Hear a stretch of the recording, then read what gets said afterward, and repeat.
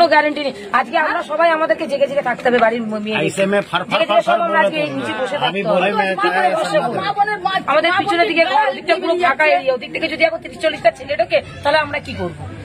বাধ্য আমরা কিছু করতে পারবো, 4-5টা মহিলা আমরা কি করবো? আমাদের তো সেফটি চাই না, আমরা তো একদমই আনসেফটিতে আমরা পড়ে আছি।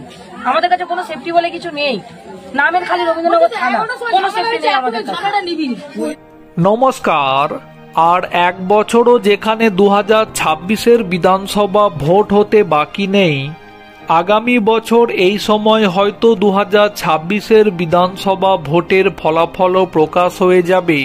ঠিক তার আগে 2021-এর পশ্চিমবঙ্গ বিধানসভা ভোটের ফলাফল পরবর্তী সময়ে যে ঘটনা সমগ্র পশ্চিমবঙ্গ জুড়ে ঘটেছিল, ঠিক সেই স্মৃতি যেন আরও একবার উস্কে দিচ্ছে মহেশতলার ঘটনাতে। তবে প্রশ্ন থেকে যাচ্ছে, কেন্দ্রের বিজেপি সরকার কেন এখনও এই সমস্ত ঘটনা নিয়ে চুপচাপ বসে আছে? হয়তো অনেকে বলতে পারেন, কেন্দ্রের বিজেপি সরকার তো এবারে একক সংখ্যাগরিষ্ঠতায় সরকার গঠন করতে পারেনি। কিন্তু এটাই কি কারণ?